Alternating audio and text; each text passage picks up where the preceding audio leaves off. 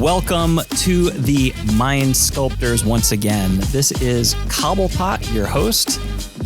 Today, Callahan is not feeling well, so we're going to do something a little bit different from normal. We're going to just kind of do a casual, off-the-cuff conversation. But before we get into that, if you like this episode or what we do in general, please don't forget to check out our Patreon, like, subscribe, all of those things down below. Today, I am going to be joined by my good friend, Pongo. Pongo, how are you doing? I'm doing well. Glad to be here as always. Excellent. And we also have our good friend, Charles, also known as the Mono White Guy. Hey, Cobblepott. Yeah.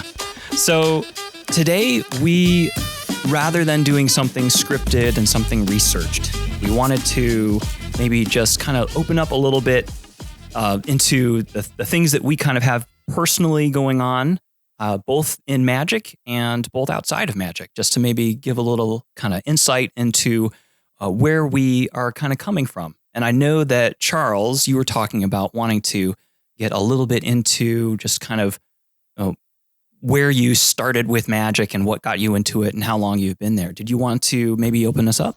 Yeah. I think some people have been wondering why, who, or how is the Mono White Guy kind of existing. I mean, to sort of diffuse that mythos in a way, the name was not really something that I kind of coined myself. It was just something that kind of tagged along. And for those of you who are wondering, yeah, I only have white cards that I played with. I actually just recorded an episode with Playing with Power yesterday, and we were thinking about doing a Chroma face-off with Sakashima, and I point out to them, like, hey guys, I do not have any basic islands. I don't have any other basic lands other than basic plains.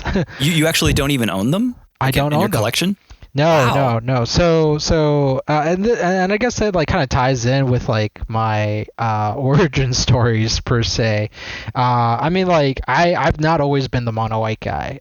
In fact, I had actually intended to retire from playing Magic, and it wasn't until I had met Jeremy Knoll from Commander Versus from Star City Games at Gen Con, and we weren't even playing Magic. We were playing this other game called Ascension, which was a board game created by Justin Gary, who was a former pro Magic player.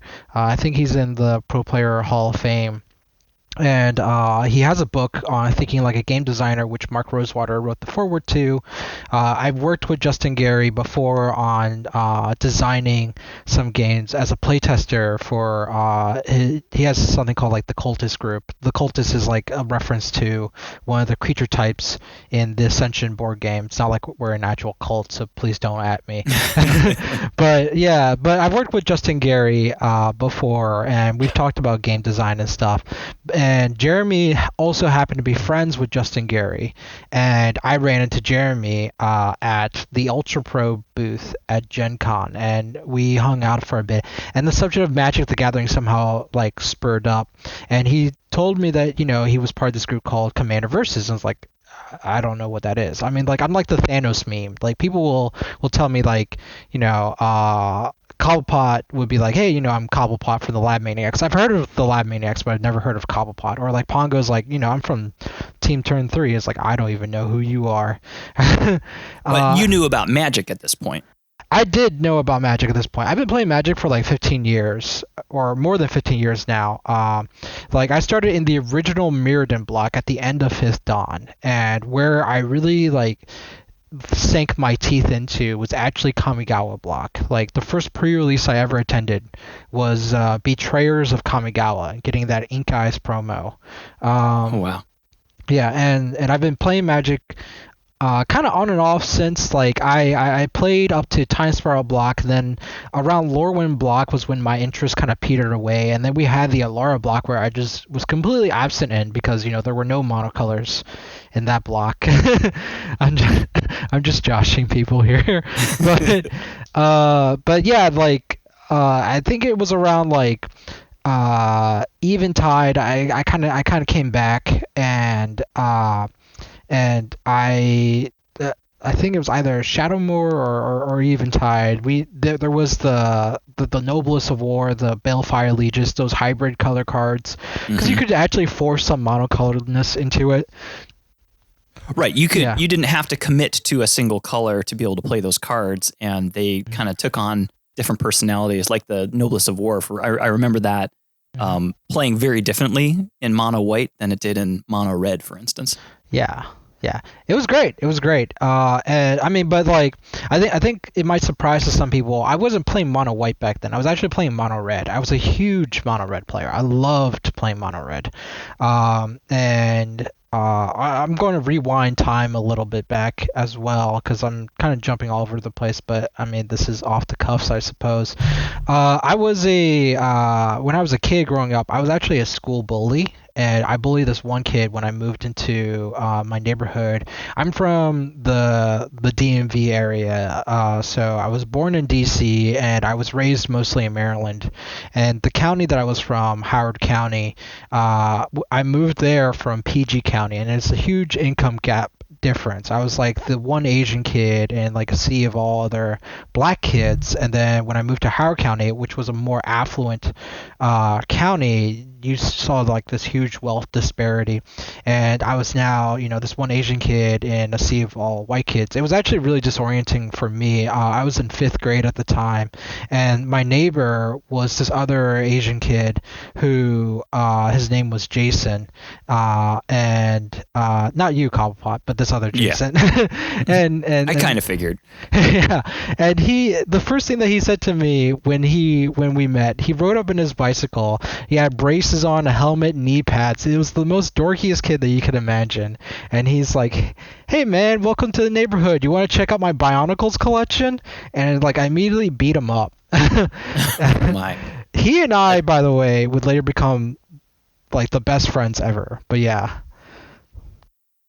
So yeah, you were going to say something, Cobble. So like, how does that naturally progress to Magic the Gathering? So I started off playing Pokemon, and I collected Pokemon trading cards, and I didn't learn how to play the Pokemon trading card game until they came out with like the Game Boy game for it. And then I had my cousin introduced me to Yu-Gi-Oh! Around in middle school, and it wasn't in high school when I ran into Jason again that like my interest in Yu-Gi-Oh! Faded, and Jason was into this card game called Magic the Gathering, which he got it from his friend's father when they were playing Dungeons and Dragons, and they were playing 2.0 at the time. And so he was just getting into Magic the Gathering. He had been playing for, I want to say, 3 years at that point, and he was really into Magic the Gathering. And during my time playing Yu-Gi-Oh!, I've heard about the game Magic the Gathering, but I've never played it, and my interest now transitioned over to Magic. And this kid that I bullied, I basically like out of whim just was like, I don't really want to bully you anymore. Like, I really had no animosity against you. I just thought that you had a really punchable face. I mean, like, that's that look, man, like I was a troublesome child, all right. And Jason was like, "Oh, okay, cool, but you gotta do something to make up for all the grievances that you gave to me in the past." And so I became his indentured servant for like 1 year. And the thing that he made me do as his indentured servant, and this is, I think, like a sad thing, I guess, anyways, that he didn't really have anyone to play Magic with. So he made me play Magic with him. And he gave me all these articles to read about Magic so that I could learn how to play the game. And the articles were mostly by Mark Rosewater. This is where like my like love affection for Mark and like Wizards game design kind of came into the foray here. And once again, I'm going to rewind out of order back to like 3rd grade. I was 7 years old, and I had an assignment in one of my, I guess, like English, I think they called them reading classes back in the day. And it was to visualize who you wanted to be when you grew up, and to draw a picture of it. And that was like an existential crisis for me at 3rd grade, because it's one thing to tell a kid like, "Hey, who do you want to be when you grow up?" and they just blurt out a random answer. It's another thing where you actually like gave them assignment and had them like draw it out, and it was like you had to sit and think about it, and that was daunting as a child. Like it blew my mind because I actually didn't know who I wanted to be. And so I feel like that early, I think that, I mean, kids are, I think, more optimistic. I don't know. I feel like probably at that age, I was way more optimistic about what I wanted to be.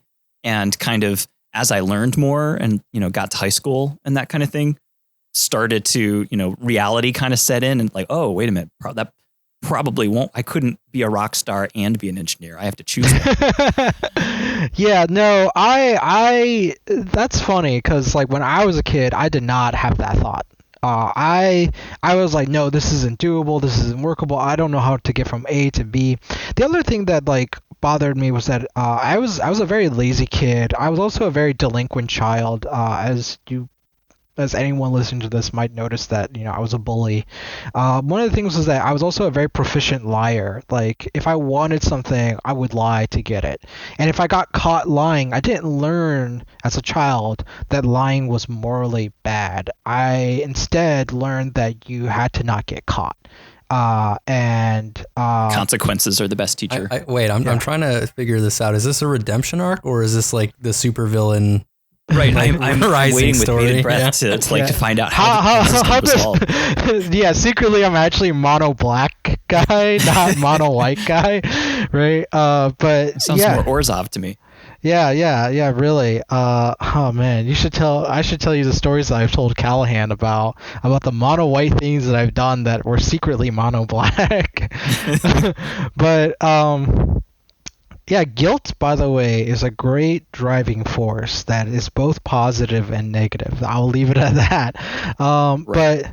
But yeah, so as a kid, I had this whole existential crisis because I felt like I had the world in my palm in a way. Like, if I wanted something, I could lie to get it. My chief drive or operative was pleasure. Not like in a sense of lust or anything like that, but just gratification. Like Pokemon came out in like '97, I wanted to play Pokemon, right? And my parents would restrict my access to like playing video games by making me do like these like reading reports. And I realized that my parents, who were immigrants, didn't really know how to speak English, so I could literally like make up whatever I wanted to write in my reading reports and they wouldn't care, right? Math problems were a lot harder because math is more of a universal language. And I got really good at math for that reason. But like even then, everything that I did was driven towards the fact of me looking for a reward for myself and to constantly seek out that reward. It was a very what would Immanuel Kant call it? Like a primitive mindset, like a based instinct rather than anything of like an autonomous agent, right? Like there was no sense of like true self-awareness. It was just like, I just want more of this. It's like a child wanting like candy or a dog chasing a car, right? It sounds very unfiltered. Yeah. And so when I was presented the question of who I wanted to be, there was that sense of like identity now. But then came sort of like the daunting or depressing realization of, you know, you realizing you are this young in your life. Like this was me at 7 years old. I realized that I had a whole life ahead of me, and I would be someone someday, and that I felt like at that time I could do anything if I put my mind to it. The question then became, what should I be putting my mind into, right?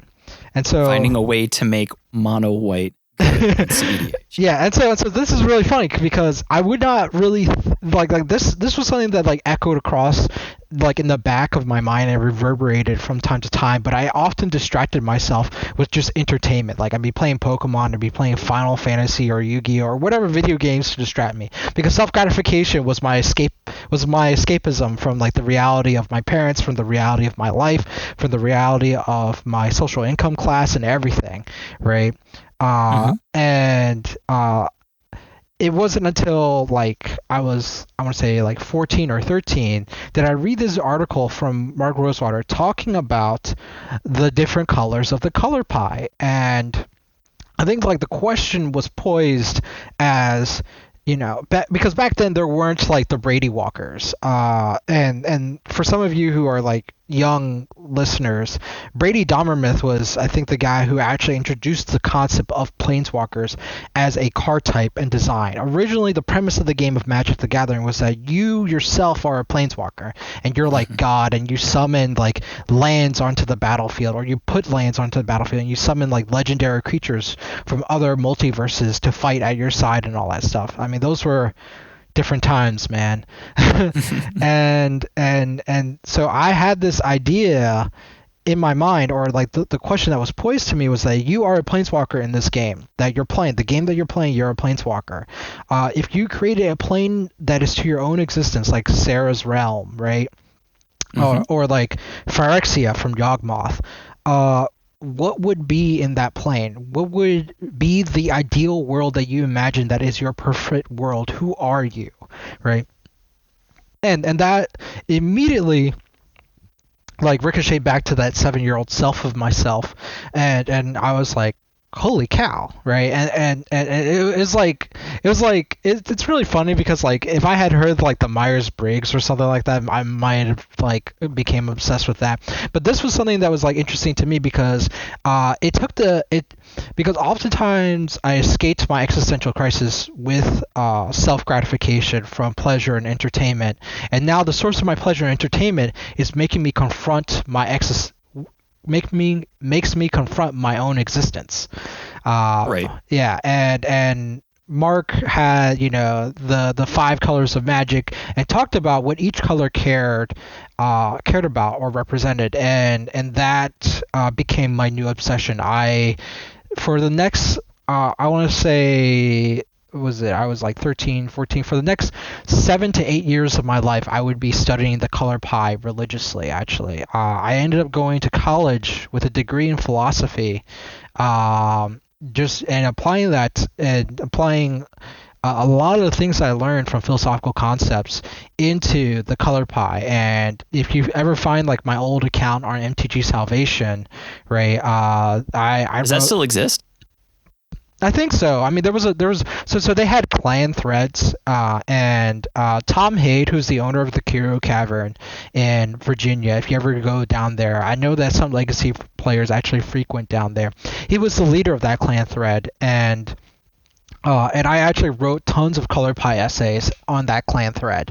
Like, they would go to great lengths. If you think that my Twitter ramblings are long, you should read my essays back then about like what does it mean for someone to be color. What is a Johnny Qua white, or what is Sarkhan Qua Gruul, because back then Sarkhan Vol was just red green. He wasn't all these other color combinations that he was, and what makes him transition from one color to another color. I mean, those were like some of the philosophical questions that I asked. I remember reading an article about Doug Beyer explaining about like the concept of indestructibility, and he was kind of like invoking ideas of Sartreism about like, if something is indestructible, it has to be immutable, right? Because if you can't go from a state of unchangeable to something that is change, from something that is indestructible to something that is destroyed. The very meaning of something being indestructible means that it cannot be mutated. So how does it exist, right? Does it exist like by default, or was it created into something like that? And if so, then that means that it was malleable at some point, so it wasn't indestructible the entire time. And so when it was granted the ability of indestructibility, like, would that not imply that itself is also a mutable property that can be taken away?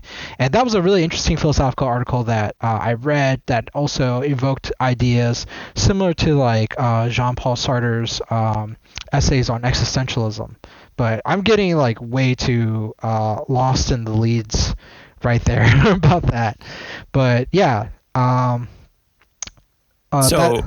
Eventually you wind up with all of this culminating in you kind of aligning yourself wholly and kind of unilaterally with the identity of mono white.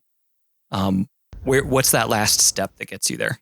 Yeah, so there was a point in college, in my senior year, where I actually still hadn't figured out what color I was, and then a friend of mine told me to like get my head out of my butt and just pick one, because he had a really good point, which was you don't have sufficient data in living, because part of the thing about like life itself and figuring out who you are is that you actually have to live it. And you do not have enough like data points to find something representative of yourself, because you've constantly spent most of your life just thinking about it. And so just pick a color. And so I chose the color red because it looked pretty. Actually, that was completely impulsive, and I stuck with red for like I want to say the next 5 years, 4 or 5 years of my life. I fell in love with a woman. I had my heart broken, and she also played Magic, and it was very difficult for me to get back into playing Magic.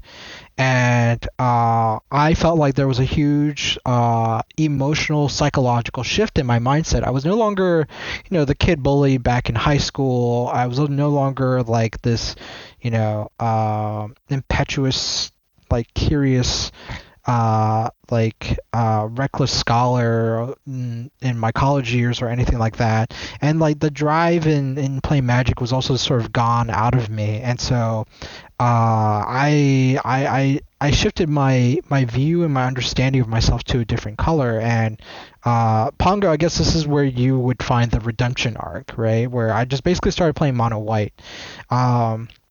During this time, I had difficulty trying to overcome grief in my loss of a relationship, and I ended up helping. I ended up meeting a homeless man that I ended up helping out, and he turns out to have been a con artist. And I lost about $1,500 from this person. And wow. Yeah. I mean, well, like also at this time, I was also working as a software developer, and I got my first job as a software developer. Basically, I was dating this woman, and at that time I was still working at my parents' restaurant, and there was like a realization to me that like, hey, I can't really be living off of this lifestyle. I have to do something to like make a living if I want to continue pursuing this romantic relationship. So I worked really hard to find a job. I taught myself software development. I got myself a job in software development, and by the time I got that job, she broke up with me and moved to Delaware. So that sucked. And I was really depressed, and I had really difficulty letting it go. I was a really clingy guy back then. And through that process, I had to refine myself. I had to redefine myself as well. And I went on different dates. I tried doing different activities. I did like rock climbing at one point. And none of it really seemed to click until I met this homeless guy on the street one day, in Baltimore, as I was on a date with another person, and he asked for some spare change, and I got to know him a bit more, and he told me, his sad story, which, was a fabricated lie, but there were actually glimmers of truth in it, as I later did some research and found out about him when I found out about his lie.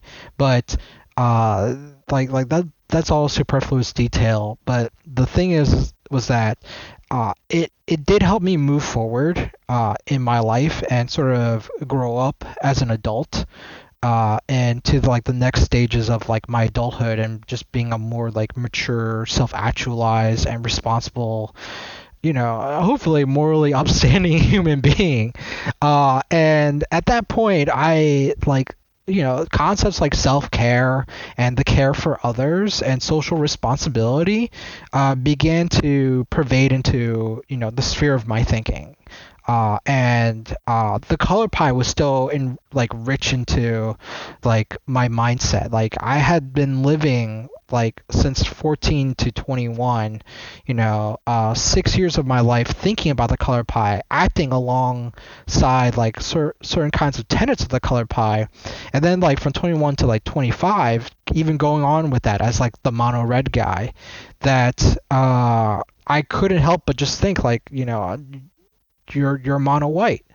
And at this point, I had actually almost stopped playing Magic. Like I barely played the game at all. I was busy like in my attempt to overcome grief, I just abandoned the game altogether. I was doing other things. I was playing like Hearthstone at the time, and so I just sat there in my collection. I had like a collection of Power 9 pieces, lots of old cards that I just decided that, like, these are collecting dust.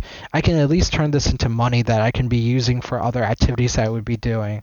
So I sold all that, but I kept the white cards because I felt like, that would be like a remembrance of a past life that I lived, as I figured that I would move away from Magic at this point, right? And this would be like the end of my chapter of my career in Magic. Wow. Yeah. It sounds so.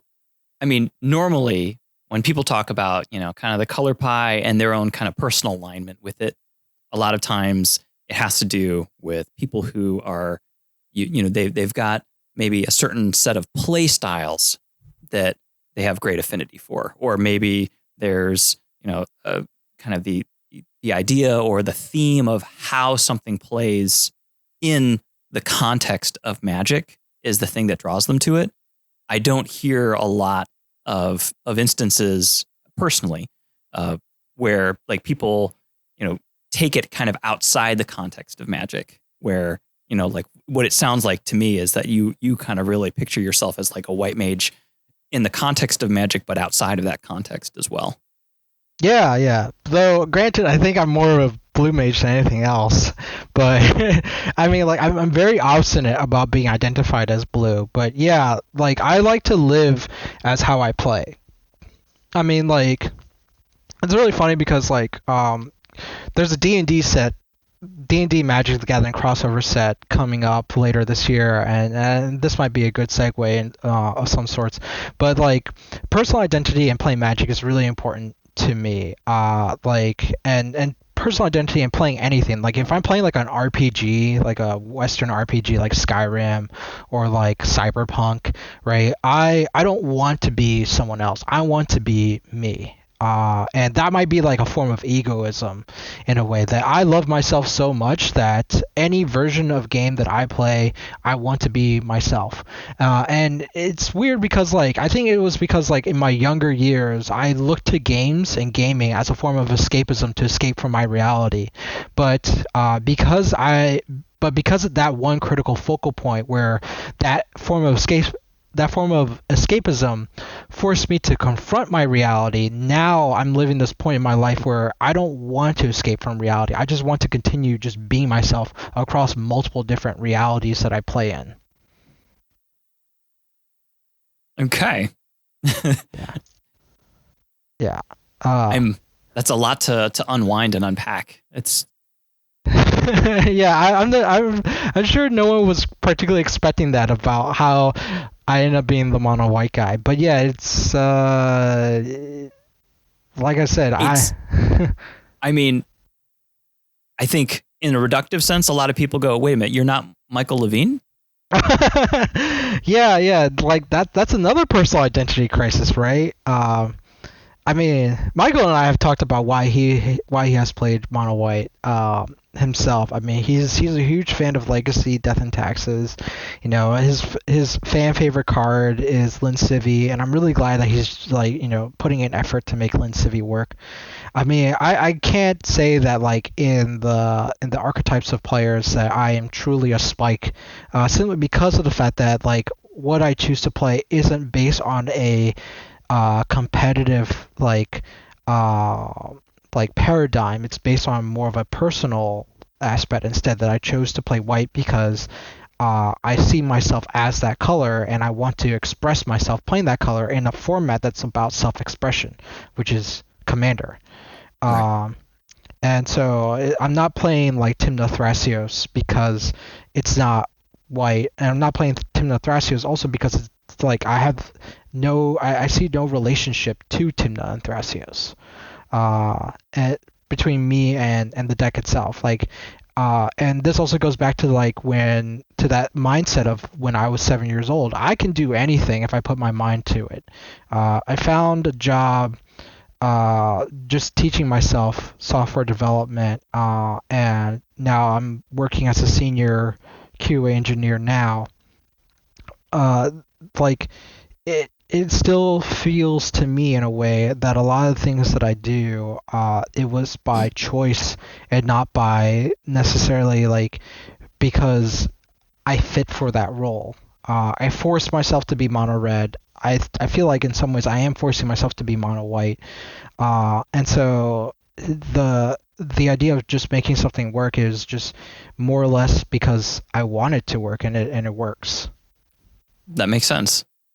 Mm-hmm. Pongo, are you still there? I'm still here. Yeah, sorry. So, like that was a long epic, right? Well, no, it's really interesting, and I think that, like I was saying, like for me personally, my adjacency to magic is a lot more contained, I would say, where my experience of it stays contained within the world of magic, and a lot of me outside of magic is something that's separate, and that's kind of part of why it feels like an escape, because it's something that is something that I keep separate from myself. But yeah, I agree with you there, Cobblepott. I think that my sort of involvement with magic, if you want to put it that way, is certainly much more of a recent thing compared to Charles's epic, which I think is, as far as epics go, like somewhere between Beowulf and Gilgamesh. But oh my god. Yeah, I'm picturing Grendel now. Yeah. Certainly, I think that sort of over the long thrust of my life, magic was kind of like, in some ways, like punctuated my life at various different places, as opposed to being sort of like one long epic, to return to that sort of image. So as far as magic is concerned, I can, the earliest memories I have are, as a kid, my sort of, one of my closest friends at the time, who lived on my street, where I was growing up, his older brother played magic. And I think this is probably a very, very common story for a lot of people, and probably a lot of our viewers will have experienced this sort of same introduction to magic. You're hanging out with your close friend, you go over to his place, and you're pretty young, like 7, 8, 9 maybe, and you're doing whatever, playing video games, playing with action figures, who knows, and then the really cool older brother who you like look up to, your friend's older brother, brings out these magic cards and is like, hey, like, let me show you this. It's really cool. And, and there you are, playing like this mono green deck, and like, he summons like a bunch of squirrels and then makes those squirrels into like 10/10s and then gives them flying. And you're like, what is going on? How are these squirrels so powerful, and how can they fly? It quickly captures the imagination, I think, especially as a young guy at the time who was like super invested and was like reading voraciously and super invested in like fantasy and like all those types of novels, science fiction, and had a very rich interior life and imagination. That's really cool. What time period was this? What was the first set? Oh, this would have been. Yeah, so that's a good question. So the first set I remember seeing, and I don't know that this was like the most recent set that had been released at the time, was like the Urza's block stuff, which is where I saw all the squirrel stuff from, right? All the original squirrel stuff, if I remember correctly. Yeah. And so, I even remember like Gaia's Cradle and stuff like that from back then, back when those cards were not as absurdly expensive as they are today. And people were actively opening them up for booster packs. And I actually had a few magic cards that were gifted to me at the time. Nothing crazy, nothing super exciting. I look back on them not too long ago and I said, wow, my older brother's friend lucked out by not giving me anything that would suddenly or just out of nowhere kind of become utterly broken and super valuable. So good for him, I suppose. Wow. But So yeah, so that was like I think my earliest exposure to Magic, but it never like it didn't like bite me. Like I didn't get the bug just then and there. I enjoyed it, but I enjoyed a lot of different things, and I was like super into video games, and I was super into other games. I think before I even really got into Magic again, and like I guess you could say like kind of actually sort of got into it, I started getting into other games like Warhammer 40K. And I played quite a bit of that. I played that for a couple of years. I was super into the Necrons. I don't know. Are you excited about the Magic the Gathering Warhammer 40K crossover? I'm pretty excited. I don't actually play Warhammer 40K anymore, or Warhammer. It's I think it's impossible really to have Warhammer. It's not impossible, but like I don't quite have the means to collect Warhammer 40K and Magic and also whiskey at the same time. But something's got to give. Something's got to give, indeed. But yeah, I was really into Warhammer 40K back in 3rd edition. And so that was probably when I was kind of just starting high school. I remember, my new friends that I'd met at the time, we kind of just decided out of nowhere to like all start playing Warhammer 40K. And we were playing Yu-Gi-Oh! At the time too, but like never very seriously, kind of like when you're a kid and, you kind of like played Pokemon and you kind of made your own rules up and you were playing Yu-Gi-Oh! And like you were, using some combination of the official rules and then like, like whatever they were doing in the TV show at the time. Which, yeah, if I like look back on that now, I like shake my head. I'm like, that's like not at all how you played that game. But I digress in any case. So I was really I never imagined that Kuribo had all those abilities that Yugi made up, and I was like, he's got to be bullshitting, man.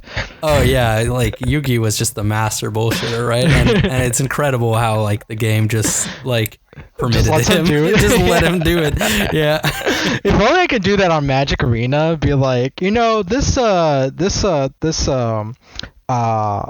Dune Traveler is actually also a Sarah Ascendant, and since my life total is like 30 or something like that, I can attack with him as a 6/6. Well, you just have to clench your butt hard enough, and then anything can happen.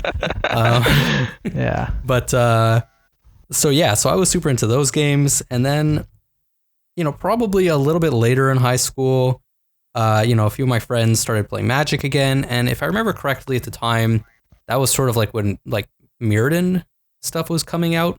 That would have been 2001. Yeah, so it was like a little bit after, like maybe towards the tail end of Mirrodin block, and we were kind of like just starting to acquire some of these cards. And I like remembered all the rules of Magic, and I remembered, basically everything that I had done. So it was really easy to get back into it. But like really what captured my attention was like seeing Darksteel Colossus and being like, what the heck is this Magic card? Darksteel Colossus, that blew my mind. Oh my God. It was mind blowing for me. I saw that card. I'm like, indestructible? Yeah. What? How do you get rid of this card? It's impossible. That card was like the holy grail for the kids in our neighborhood too. That was the card that like made me like want to believe in this game. Oh yeah. Yeah. And around that time I was also kind of getting a little bit into magic fiction as well, some of the books. Because I was always really into science fiction and also really into fantasy. And I just read so much and so quickly that I would like often just go to the bookstore and I would kind of just like sit down reading books. And, I'm sure they really appreciated that because I didn't really buy anything, but I would read entire books while I was there. So, I was kind of like a criminal too, I guess. I was a badass Charles. I've read the cycle of the Mirrodin books, and I actually tried to build a Solarian deck. Solarian was the sunburst creature that can double its counters. Right. From Fifth Dawn, because he was on the cover, or not he, but it was on the cover of the Fifth Dawn novel, and so that was the only incentive for me to want to build a deck, was because it looked cool on the cover, and I want to make it into a deck. I mean, that's like, if that's not casual Magic, I don't know what is. Oh yeah, for sure. I mean, like I just wanted to play my crawworms when I was a kid, my squirrels with coat of arms out. Yeah. Then I got a little bit older and I just wanted to cast Darksteel Colossus. It's so interesting to me to look at Mirrodin block and see the different perspectives of ways that people can experience it. And I mean, because absolutely, Darksteel Colossus and, the Helm Sword and Shield of Kaldra, all of these like janky, fun, huge effects. And at the same time, this is the same block where we had Skull Clamp and Affinity. And the artifact lands. Yeah. Right. People who actually played Magic were just tearing their hair out. Right. But those things happen at the same time. Yeah. I got a funny story about that because Pongo, I was also like you because I wanted to play Crawl Worm also. There was also that one card that was the one that you can like flash back that can create like a 6/6 worm token. I forgot that what it was called. Like I think Call of the Worm or Call of the Worm or something like that, right? Or Roar of the Worm. Roar of the Worm. Right? And I built a mono green deck where all it did was just cast worms. Like I didn't cast Mana Dorks because Mana Dorks were other forms of creatures. This was a worm deck. In my, I think like 12 or 13-year-old mind, I was like, look, this is... No, I had to be like 14 or 13, 14. I was like, look, this is a worm deck. Why are there elves in a worm deck? This is just worms, right? And what's really funny was that it didn't get across to my head that you needed some way to ramp into the worm. Otherwise, you're just, picking a god and praying that you draw a land each of your turns so that you can finally cast Roar of the Worm. And you also had to draw that as well because it was just all lands and Roar of the Worm. I mean, my decks back then probably had like 30 lands in them because I didn't have that much of a collection. Yeah. So yeah, I got the 30 land Roar of the Worm deck was certainly one I could have put together. Yeah, I got my butt kicked, right, by my friend Jason. And then I went back to the drawing board and I was like, look, all right, I'm going to do this the Yu-Gi-Oh way where I just start playing cards without paying for them. And I looked into I went on that night to like look up a bunch of different Magic cards from Mirrodin. That's when I stumbled across Affinity. It's like, oh, okay, right? Like, I did some math and figured some stuff out that, like, I can cast this Mirror Enforcer on turn 2, and that would be normal, right? Like, from a player who played Yu-Gi-Oh!, getting a 4/4 on turn 2 just seemed normal to me. And then sticking a cranial plating and, like, swinging for, like, lethal in 2 turns was also pretty normal because it's like, hey, here's a Blue Eyes White Dragon or whatever, or Summon Skull. Summon Skull was more competitive back then. And yeah, I mean, like, it just made sense. And then I remember like going to the cafeteria in high school and playing with these other kids, and in our lunch periods, and they would be like, "Bro, that's not normal. That's very degenerate." And I was like, so I quickly saw both. I quickly experienced both, like the casual end of Magic and then the more like competitive end with like Ravager Affinity. It was great. Oh, and do you remember Platinum Angel? Oh yeah, absolutely. Oh yeah. That card also blew my mind. It's like, what? Yeah. How can you beat this card, right? Yeah, another unstoppable machine. I mean, that to me represents very much kind of the schism that you see between, even within just the EDH world, between kind of the hyper casual and the hyper competitive, and how it's the same card pool, and yet just through the nature of context and kind of what the kind of the world vision is that people are bringing to it. You have the people who are there doing, Roar of the Worm decks, and you have other people who are, doing Affinity. And I think that that's really cool that it can serve people in both of those ways. Yeah. And if ever you want to have like just an absolutely incredible experience, I don't know if you happen to just have like kind of that random box that a lot of people have around of just like sort of like old cards that are like not particularly well sorted. Ideally, like the older the better, like cards that you had as a kid. Draft those with friends, just like your old cards, like all the white bordered cards, like these like random cards, and you'll have so much fun because like your deck won't make any sense but every card you play will have so much sentimental value because it'll just bring back memories.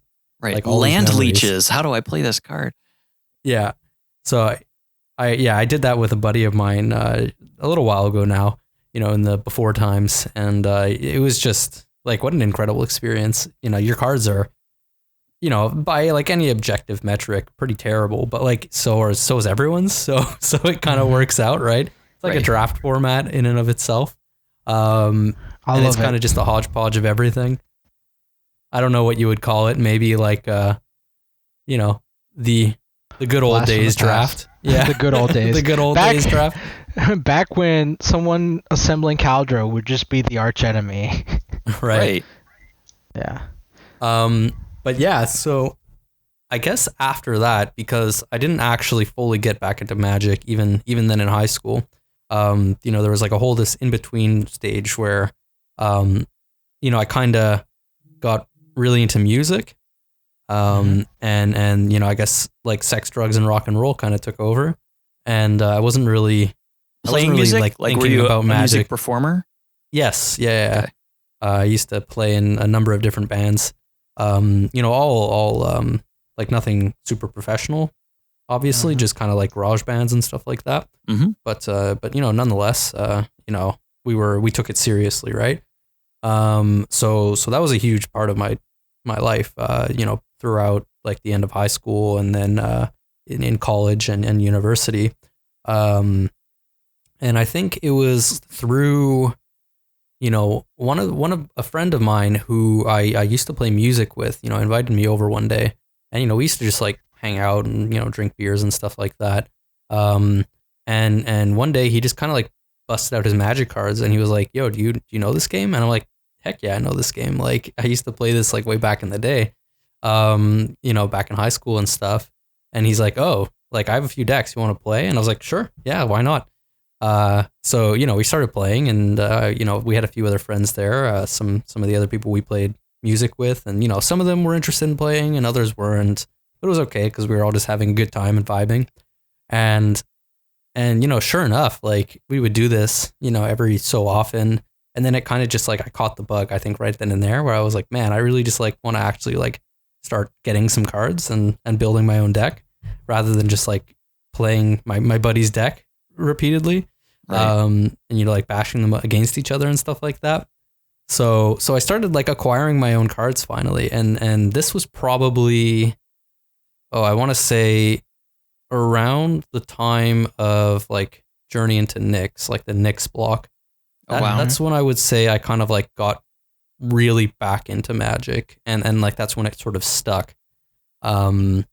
So, at that same time, we were playing a lot of multiplayer because, we were kind of just playing like kitchen table casual. And, at a certain point, I don't know how I did it, but I kind of just like picked up on like, like blue green is like, these are the decks that I like to play. I really like to play like control elements. And I also, like still want to be playing like my big creatures and stuff like that. Cause, that was still always like part of my sort of DNA as a Magic player, wanting to play that stuff.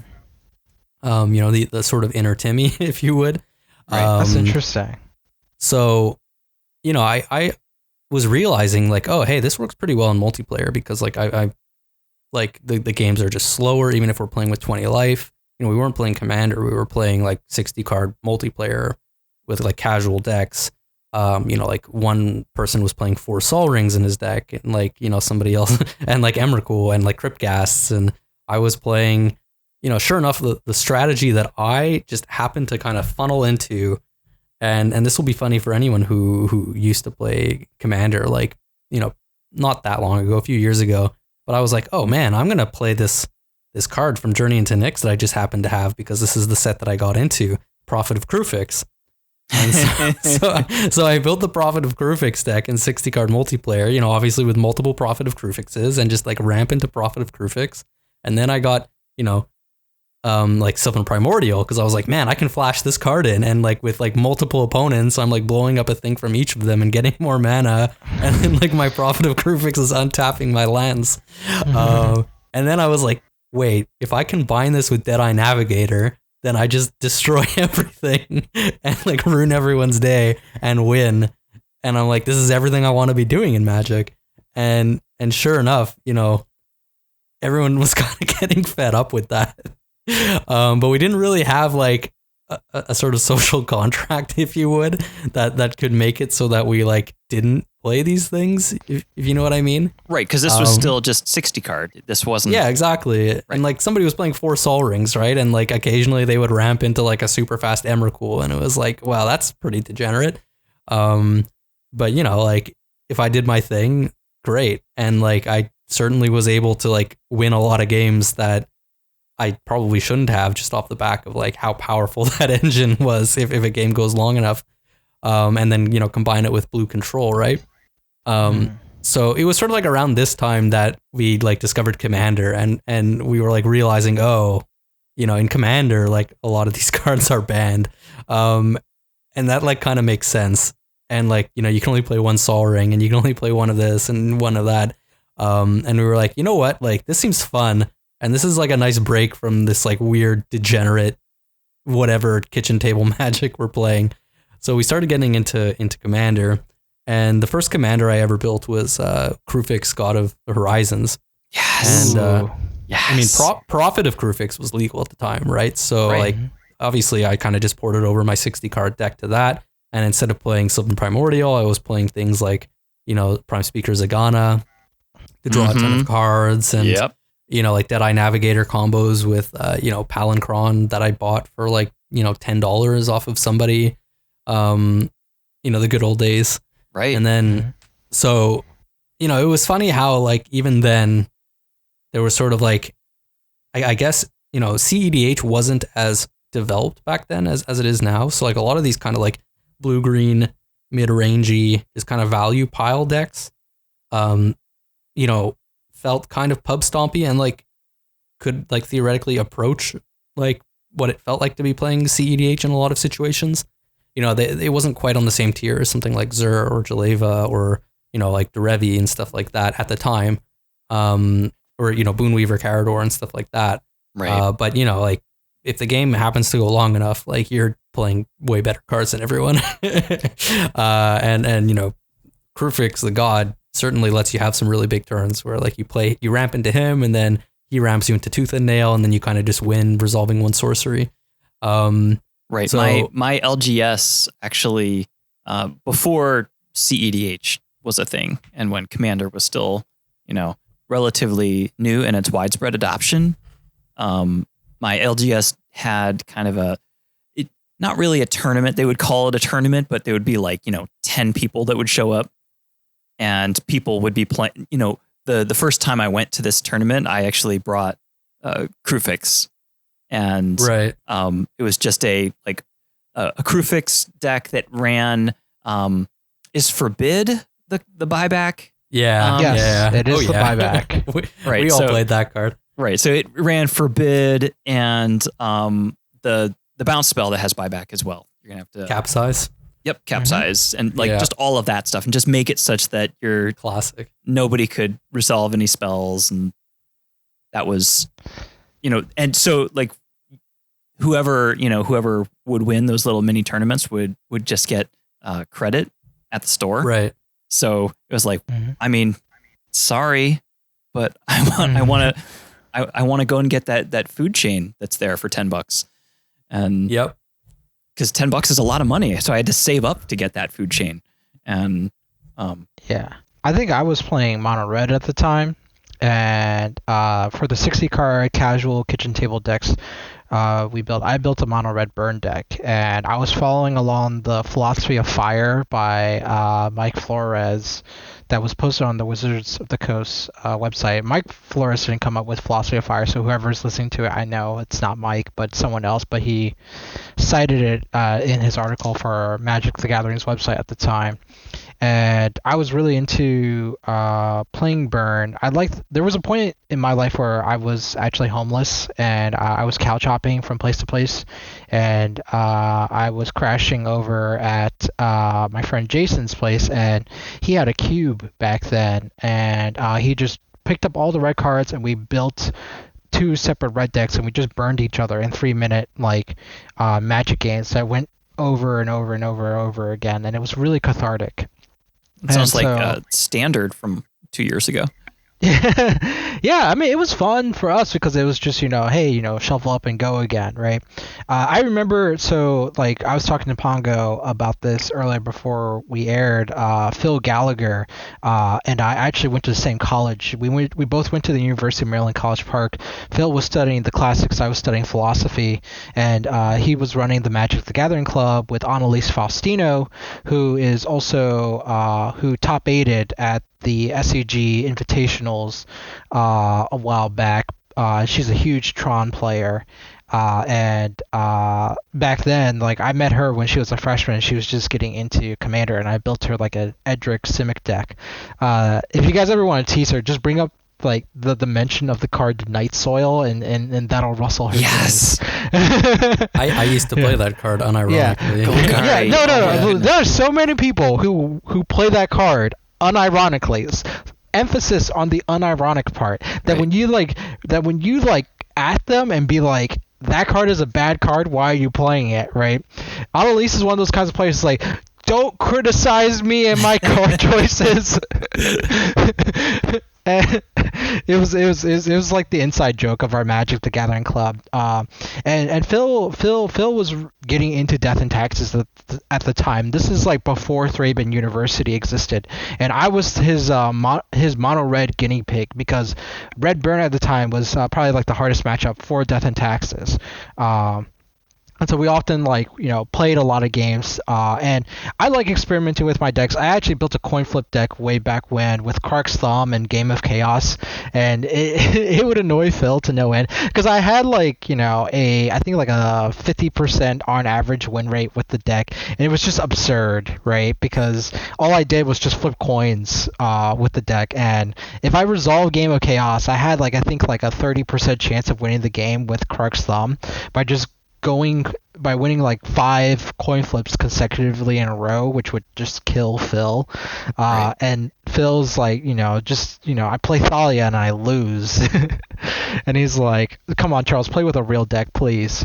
But yeah, my first Commander deck, I got introduced to Commander when I was in college, and the first Commander deck that I built was Scion of the Ur Dragon. I was like, and this is really funny because the first pre-con I ever bought when I got into Magic was back in 5th Dawn with the Sunburst deck, because I just figured if let me just play with all 5 colors and see what is there to mess around with. And I enjoyed Scion of the Ur Dragon. I was a huge fan of Kamigawa, so I had all the Kamigawa dragons in there, and I played with that. And gradually, I shifted more into my mono red paces when I finally decided to associate my color identity to just mono red. And I built I want to say 7 different mono red decks. I had Godo Bandit Warlord, obviously, Kiki Jiki, Duretti Scrap Savant, Zozu the Punisher, Kumano Master Yamabushi, and Skyfire Kirin, and I'm trying to think what was the 7th one. I'm just losing my mind over here. It's the one from Saviors of Kamigawa where its power and toughness is equal to the greatest hand size amongst opponents you control. Oh man. Yeah. I'm not remembering. Yeah, but it was that one. It was 3 mana, and I ran him in a Wheels deck. It was really fun because it was just I Wheel Fortune, set his power back to 7 again, and then just swing at someone and give him trample and haste, and he was 3 mana, so you can desperate ritual him out on turn 1, right? And just beam at someone, be like, you're dead, right? So that was pretty fun, and each one of them I had a personal connection with in terms of how I built them. The Kiki Jiki deck was it was exceptional in this case because like kind of like those high powered insane games that you were playing Pongo, like Kiki Jiki was my way of being like, you did like who cares about blue, like screw blue, right? Blue's the training wheels for Magic players who don't know how to use a counter spell on the stack, because I was the guy who was like reiterating or like shunting, because back then deflecting swat didn't exist. You had to actually pay 3 mana to cast it, okay?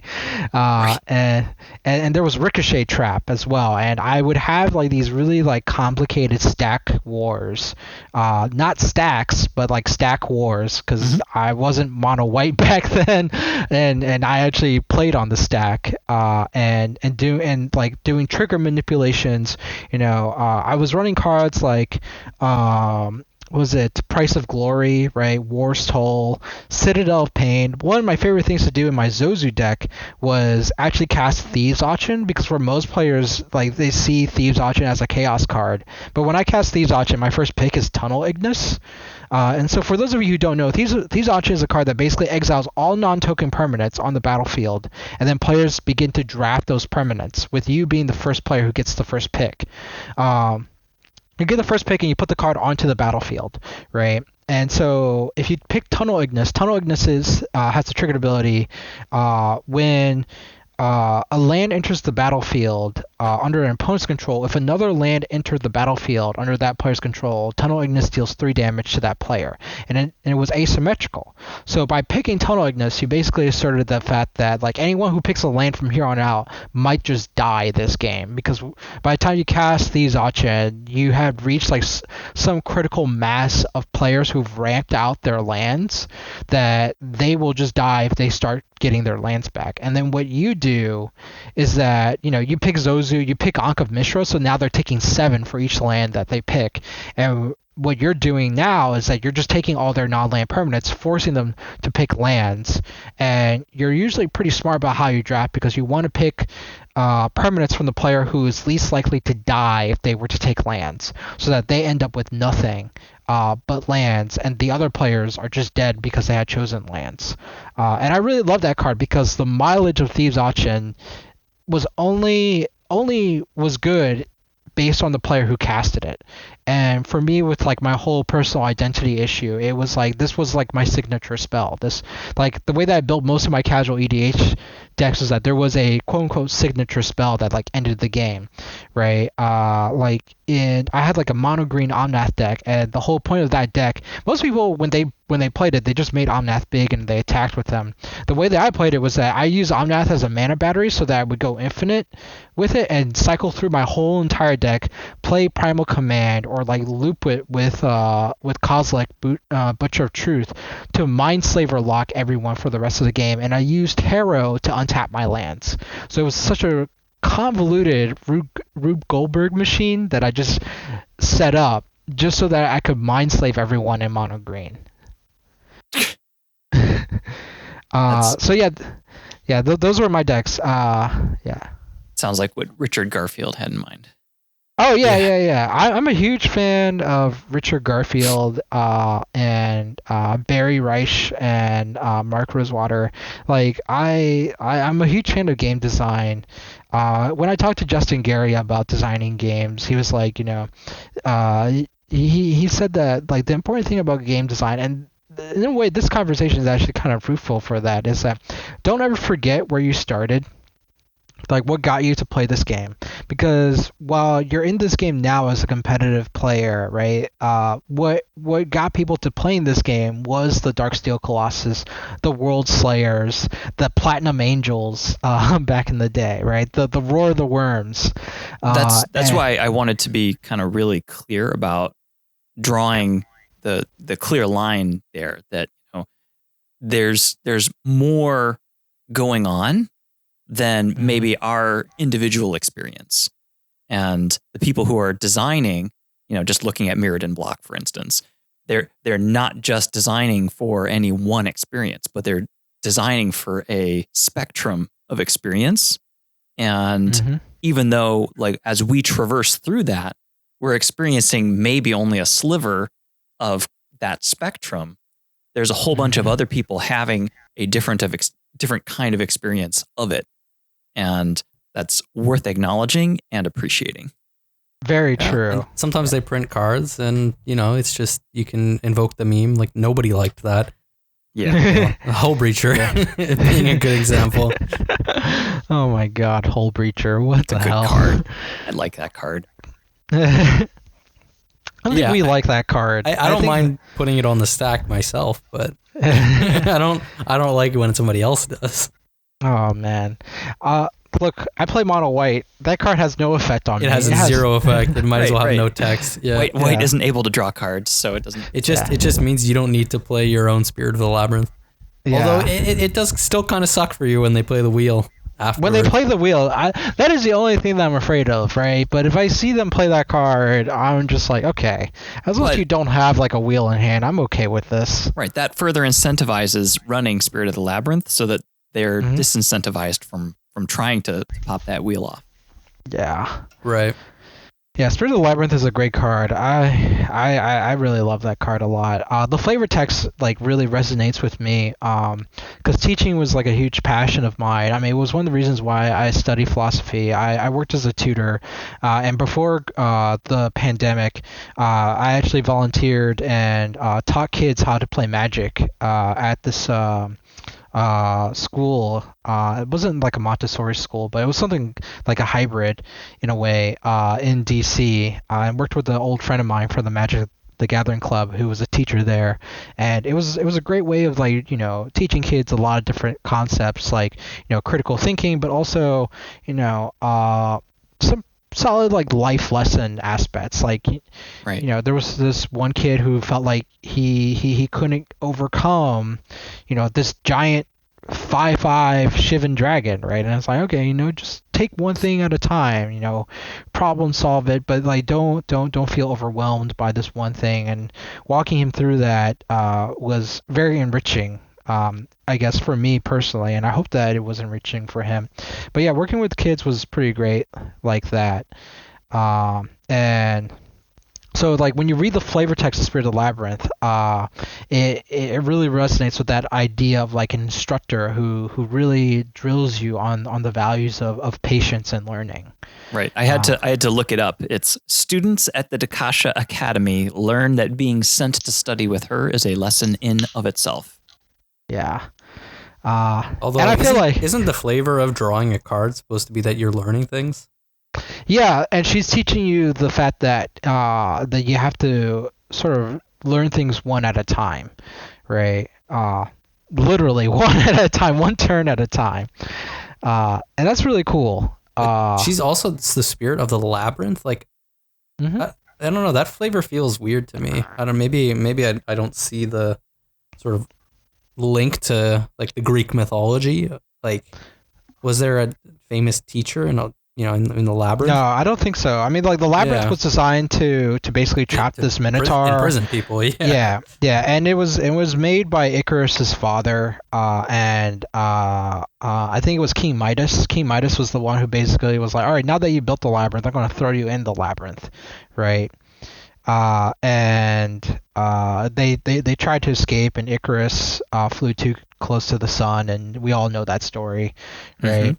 But yeah, the Minotaur, I believe, is still trapped in that labyrinth. This labyrinth is more of an abstract concept of like labyrinthian like lessons. Like the adjective itself is typically one that like has a really roundabout way of learning something or thinking about something. It's just something really complicated. Like if like Cobblepott and I both work as developers, and so like you see this sometimes when someone writes a really like complicated piece of code that tries to like perform a singular function, and we just look at it as like you're like you could have just written it this way, and that would have probably saved you like 3 extra steps plus some like like in memory performance. Right. A good word for developers to learn is the word elegant. Yeah. Yeah, and so Spirit of the Labyrinth represents that idea of like you're learning something very complicated and convoluted, but coming out of it you reach a deeper understanding of the lesson rather than just being told what it was. That makes sense. to me, it has a big like Luke Skywalker vibe. Oh yeah, with Yoda in The Empire Strikes Back. Sure. Or just with when he's flying with Ben Kenobi, and he's teaching him to use the Force, but he has to have the blaster shield down and can't see what he's doing. He's like, this is so much harder. Why can't you just let me see what I'm doing? And by taking something away, it kind of forces you to lean on other skills, other aptitudes, other capabilities that you have that aren't the obvious capabilities. So by taking away your ability to draw cards, it forces you to find other ways to gain advantage that are there, but are maybe less obvious than doing a wheel or doing an ad nos or that kind of thing. And understanding that and being able to actuate upon that is one of those ways that when the board is all locked down, you're able to find a way to break parity and move forward. So I think the lesson cast in that sense makes a lot of sense. Mm-hmm. Absolutely. I mean, this TBH emote. Yeah, I think the flavor is more that you're kind of like stuck in the labyrinth trying to get to her, and you're not learning anything. and the lesson is that you're screwed, and that you're no longer you're screwed until you can get rid of her. I think that is the lesson, right? Is to get to her, right? Is to find a way to get to her and remove her so that you can cast your wheel. Right. I mean, so my other favorite one is Eidolon of Rhetoric, and this was really ironic because whenever I spent my time thinking my turns, and someone is asking me what am I doing, because I might take long pauses, I would tell them that I'm contemplating the universe, right? And if you look at the flavor text of Eidolon of Rhetoric, it's really funny because I also, was a philosophy student, so it was like, wow, this card was literally made for me. And I looked it up. So it is the soul of a philosopher who died of starvation contemplating the universe. Yeah, so I like that flavor. That one makes sense to me. The inaction has murdered you. Yeah. That's a pretty good one. But honestly, so actually, while we're on this subject, I feel like now that we've gone this far in, for those who are still listening, we might as well be educational here. And one of the things that that I have been thinking about and working on, because I hear this a lot, and you brought this up earlier, Cobblepott, about breaking parity. I hear that word a lot, and I know that I want to say 3 or 4 years ago when I was explaining Stax to the students at the University of Maryland Magic the Gathering Club and bring up this idea of breaking parity, I did not realize how much of a heuristic that it would become. And if anyone's ever read my articles, I am not a fan of heuristics. Heuristics are something that AIs would use. They're something that humans invent, and as humans, we're not really good AIs. We're good at coming up with other heuristics, and so why try to do something or apply something that a machine would be better at doing when what we're really good at doing is innovating or engineering or thinking within context. And parity breaking, while very good in a lot of cases, is not the end-all be-all. And I had this conversation before with someone else on a Magic the Gathering game.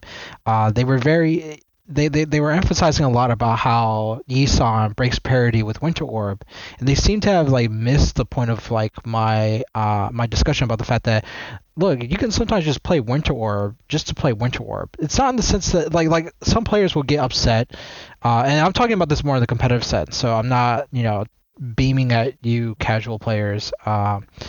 It's more the idea that if you're and we're going to go into old school here.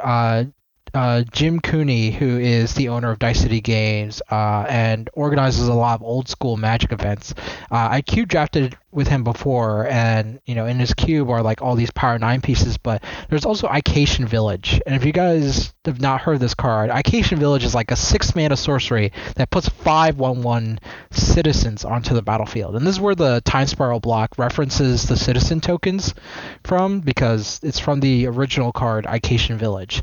Right. And the strategy back then was to actually play like a Glorious Anthem or something like that, or some Anthem effect, like, well, Crusade, but that's banned now. But you play that, you play Ication Village, and so now you have 10 power in the battlefield, and then you cast Armageddon, right? Winter Orb, in this way, also has that similar function, actually, but it's less committed. Your lands are not gone. It's just that your lands are reduced to untapping one at a time. And the reason why this was relevant was because Wrath of God costed 4 mana, right? If your opponent like taps out prematurely on their turn 3, and then you play a Winter Orb with no way to break parity to Winter Orb, but you are on the aggro warpath, right? Your goal was never to break parity. It was just to time walk your opponent in a color that wasn't blue, right? And in fact, that time walk became a time stretch and even better than a time stretch, because it would take your opponents how many turns before they could finally untap all their lands and cast that Wrath of God, and by that point they were already dead in the game.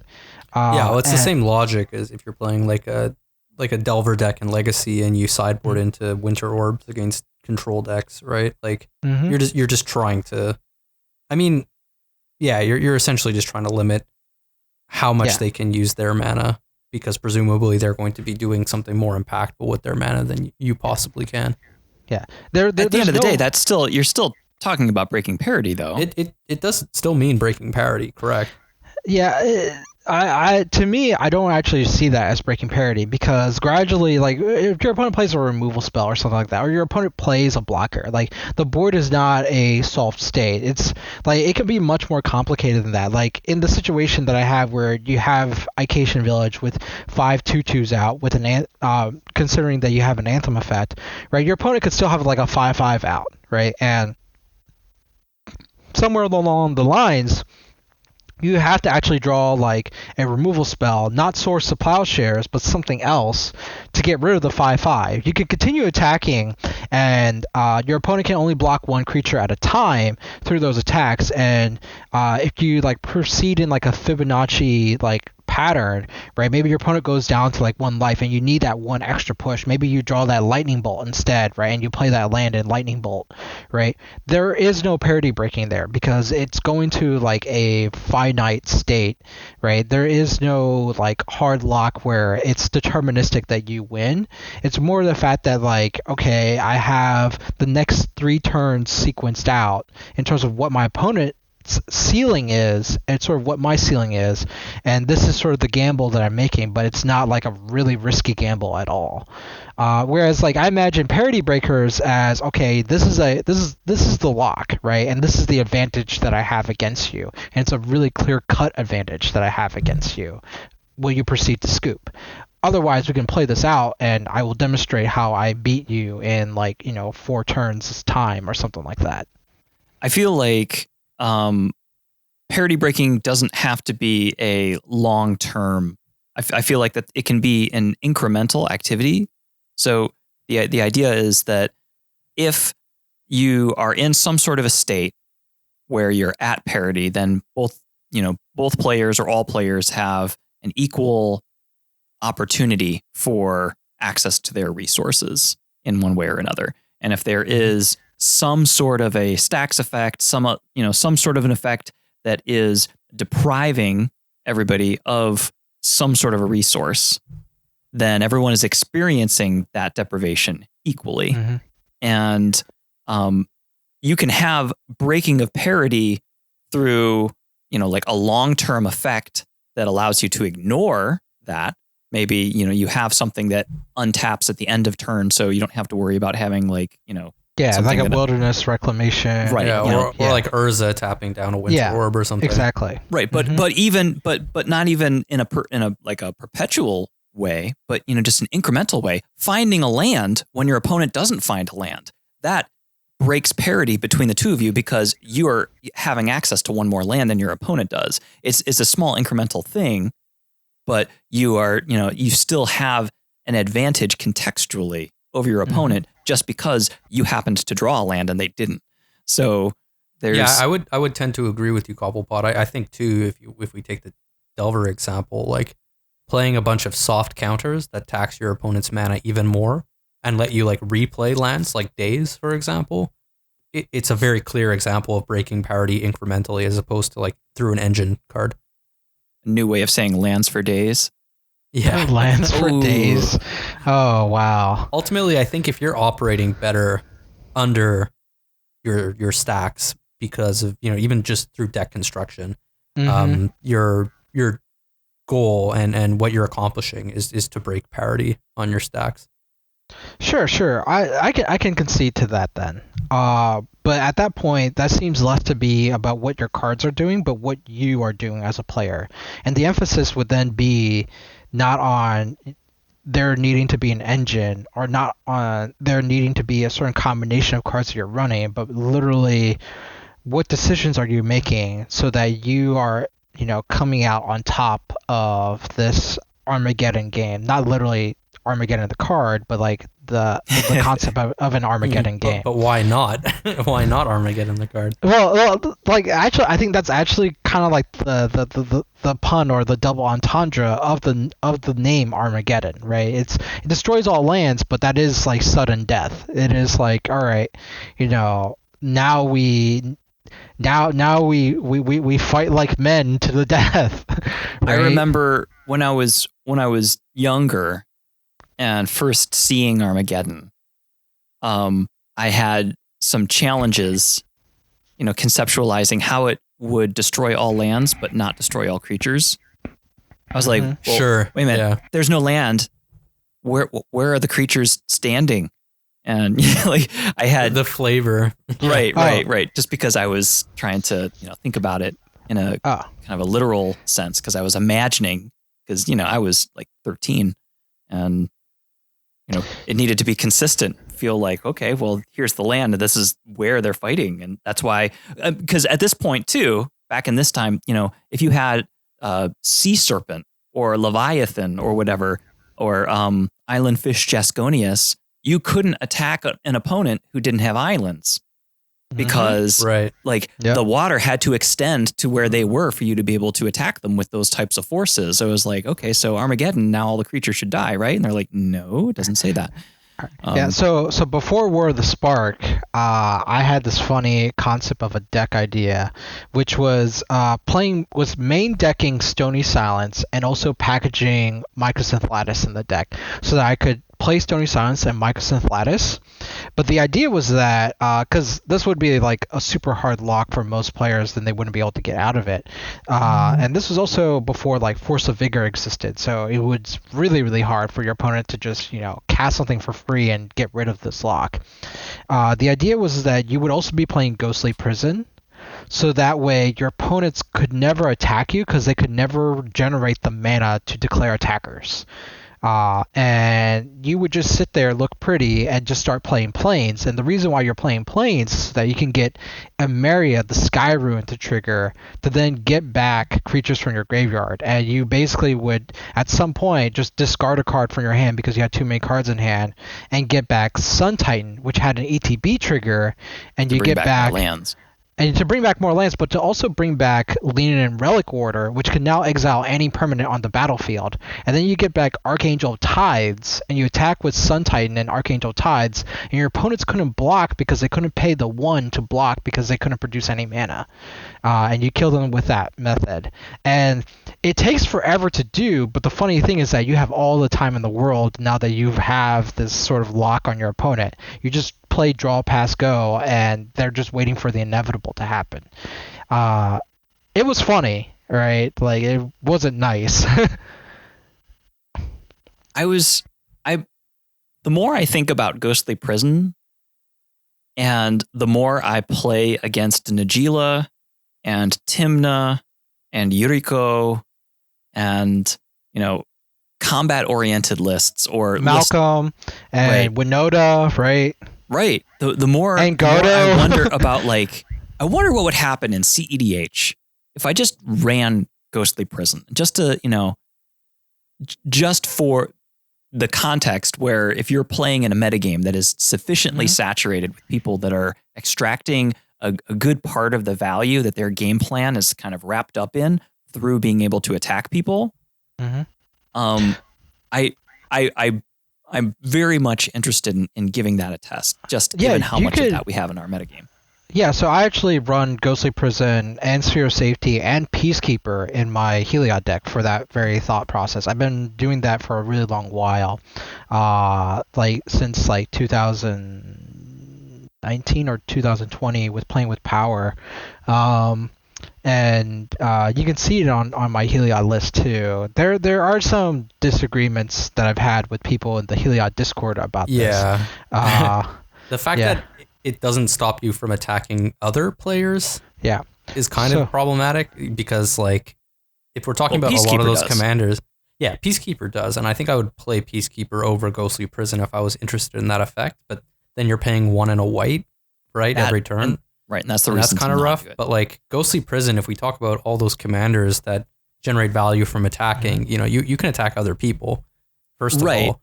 But is there a point, can Najeela can attack other people until you generate enough tokens that you can actually send at the Ghostly Prison player without having to pay, because they don't get declared as attacking.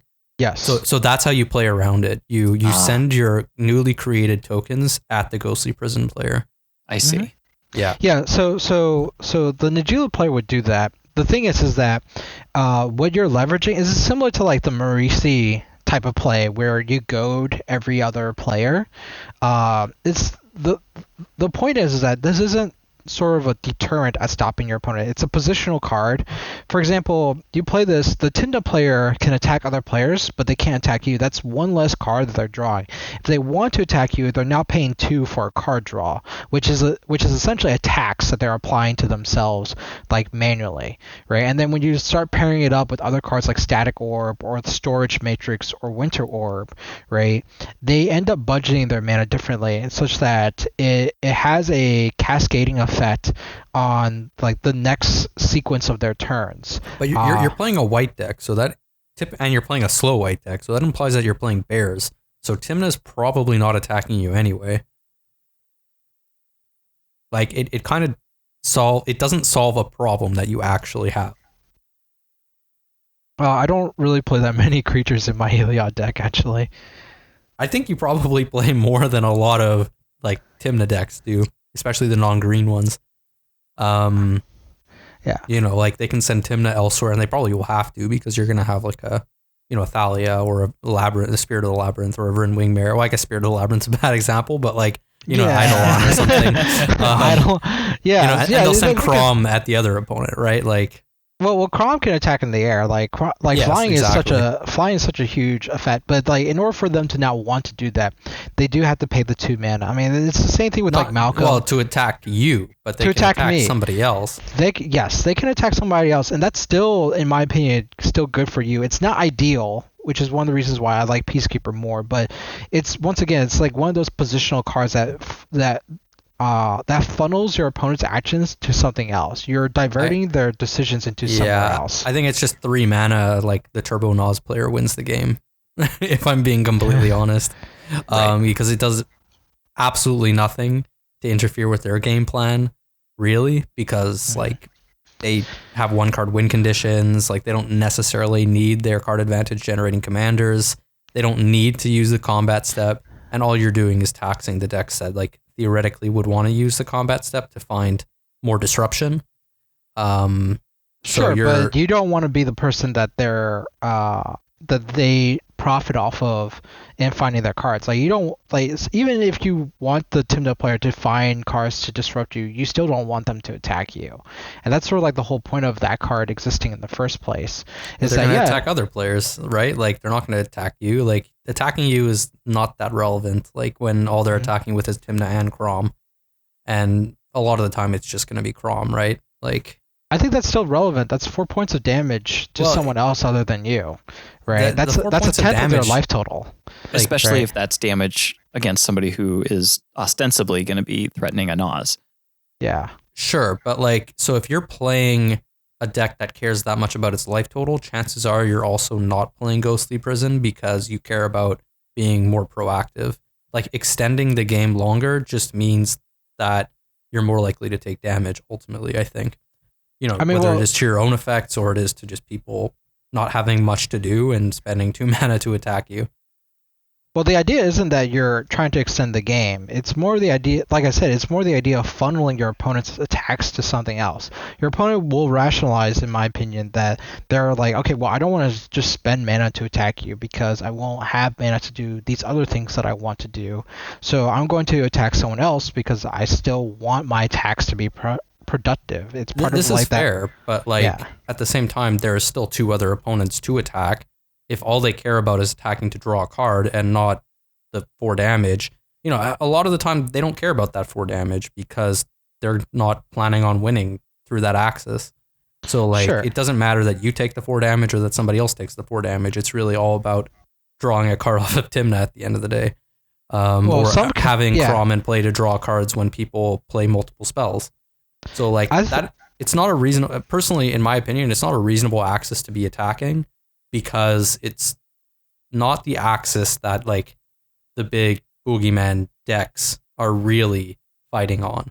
It doesn't really do much against Thassa's Oracle type combos, doesn't do much against Underworld Breach type combos, ad nauseum combos. You're spending 3 mana to accomplish ultimately very little against a wide variety of decks, I think. I actually do agree with that the card doesn't do anything against Adnos, but this is more, and this now goes into a philosophy about stacks, because Michael also has this idea that you want to play stacks that interacts directly with things, whereas I actually go with a more holistic approach of stacks. I don't want a single stacks piece to be divined by my opponent says this is the thing, this is the anchor point for all the other stacks pieces that I need to get rid of, rather than instead create a collage of different stacks pieces that holistically then affects my opponents. The idea of yes, I could play Stony Silence, but this blind obedience plus this storage matrix also effectively renders a lot of the dockside treasures coming to play ineffective for several turns over, right? In the same way, the Ghostly Prison doesn't do anything directly to stop the Adnos, but the Rule of Law does, right? And then when you have a Rule of Law, and then you have say a Thalia, and then you have a Ghostly Prison out, you're taxing non-creature spells, but you're now also taxing attacks, and then you throw in a suppression field, and now you're taxing activated abilities, and you're engaging with 3 different axes of action economy from your opponents, and them trying to find a resource to deal with something, but and they're all engaging in different ways. Thalia, incentivizes your players to play creatures over their non-creatures. Ghostly Prison incentivizes your opponents to attack players other than you, right? And Suppression Field just incentivizes you to just not activate certain abilities that just are no longer worth activating for the price that they now cost to activate. Treasure tokens. Treasure tokens are fine because they're mana abilities, them, right? Yeah, but something otherwise your it would be amazing. Huh? If it affected mana abilities, my lord, that would be the best stacks piece in the format. I mean that's a hard lock, right? Because now you can't tap lands anymore. Right. I guess it would have to say non-land mana abilities, but I suppose that's a little bit unwieldy as far as text goes. Suppression Field was one hell of a card. And this is something that I'll bring up here because I don't think I'll ever bring this up anywhere else. Kamigawa was one hell of a set. So we talked about Mirrodin block. Let's talk about the block right after Mirrodin, because in Kamigawa block we got Hokori Dustdrinker, which is a white shifted version of the blue enchantment Rising Waters, right? We got Kataki War's Wage, which is 1 mana cheaper and 1 tax less cheaper than the blue than the blue enchantment Energy Flux, right? We got Ghostly Prison, which is literally the white shifted version of the blue enchantment Propaganda, right? And then Mirrodin, we had Rule of Law, which was the white shifted version of Arcane Laboratory. And then right after Kamigawa block, we went into Ravnica, and Ravnica City of Guilds, we had Suppression Field, right? if there was ever like a period of standard where suddenly like white stacks just appeared out of nowhere, it was that. I mean, we even had Yosei, the Morning Star, that had the ability to just said to your opponent, skip your untapped step. Right. Yeah, it was a very strange moment. Like I'm very kind of curious if I could ever like talk to like Mark Rosewater or whoever worked on the design for Kamigawa, like what in their mind just made them decide like, hey, these cards should be white, and this like in a way they did have Arayo, and Arayo was blue. Yeah, that would have that would have been smoking in white. Yeah, I mean, it would be insane, but I think that they intentionally made it two separate colors for balancing issues because they're like, okay, well, if they want to get the Rule of Law or Ryo combo off, right, they have to do it in two colors instead of one, right? But it was so weird. Like, it just seemed to have come out of nowhere because it wasn't like there were people complaining about white. I think, I'm not sure, right? I just started playing Magic around that time, right? But it just seemed like suddenly they were like, yeah, white should just have these abilities. Let's just cut this side of the pie off of blue and give it to white. They could learn from their lessons. Let's do that again, yeah. I was going to say, let's go back to that because I think white could use a little bit of get some counter assistance. spells and get some card draw, right? I don't think it needs counter spells. Well, so... I mean, like, I don't know that I fully agree. I get where you're coming from, Cobble, that like it doesn't necessarily need anything in particular, right. But I would like to see white's mechanical space kind of increasing. And I think like counterspells could be a part of that. So that's where I differ, at least. Sure. Doesn't have to be counterspells, but it's something that would make sense, right? I would appreciate white getting some sort of advantage that's card advantage that doesn't say draw on it, that is such that it would allow you to dig through your deck. So, like look at or, do something where you're looking at or searching through or, investigating your deck in some way, like the top 3 cards or something like that, and put one of them into your hand and then put the rest on the bottom, or, some effects that do that sort of thing that don't actually say draw so that they're not susceptible to Hull Breacher and Notion Thief. Apparently we're getting a white card in Strixhaven that says draw 3 cards. In white? I have to, in white, yeah, yes. In white. I have to imagine that like it says draw 3 cards, you lose the game. Draw 3 cards and give them to your opponent. Yeah, imagine it like Marrow is just like trolling the hell out of us and it was like, not just draw 3 cards, but it's like each opponent draw 3 cards. Like, well, it could also just be a white-black card, right? Yeah, I don't know. Card. I don't know how specific he is when he says a white card. It is possible that he is talking about a dual-colored card. Yeah, it would have to be white-black or white-red. Yeah. I think it would more likely lean towards white-red, because white-black card draw is slightly different. It's done differently in terms of design implementation. Black card draw is weird in general, because I think black now has more of like, ever since Dark Confidant was created, they've sort of modeled a lot of like black's card draw design similar to that. Like there's Twilight Prophet, I believe, and then there's Ad Nauseam, where it's, and then there's like the Black X versions where it's like what was it, that blue-black Demir mythic from that one round that got set a while back where each player reveals right. Oh yeah, man. It costs 4 mana. Yeah. You know what I'm talking about, right? And so a lot of these black card draw effects is more like, even like dating back to like Necropotence, right?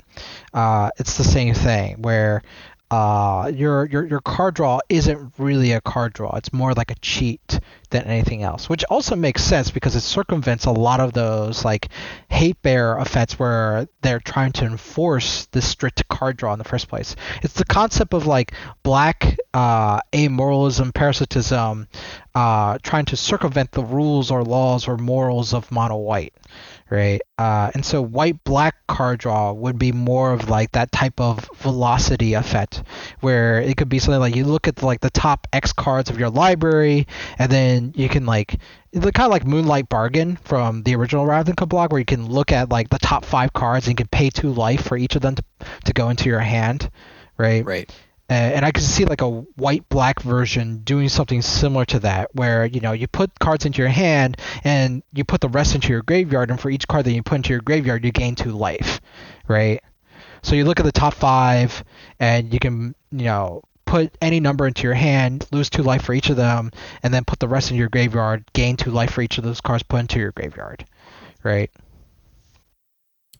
Yeah, I'm just expecting like some big, flashy, mostly unplayable white mythic that says like, gain 7 life, draw 3 cards, like exile a creature, like something ridiculous, and it's gonna be like, look, card draw on white, but it's for commander.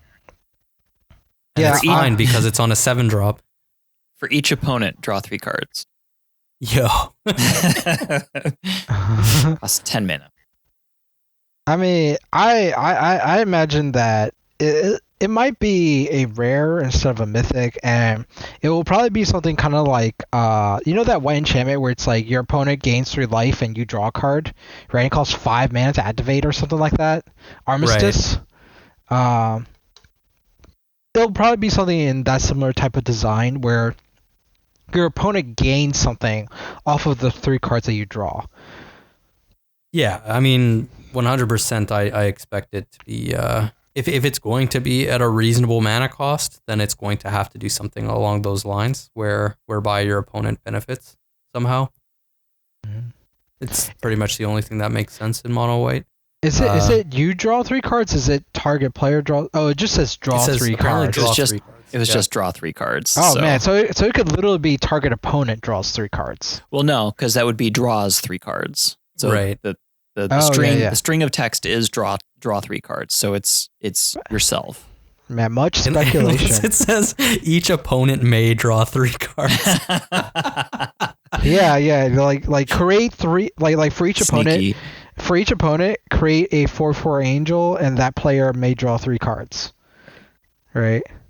Oh my god, I'm so ready to be trolled like that. Yeah, that sucks.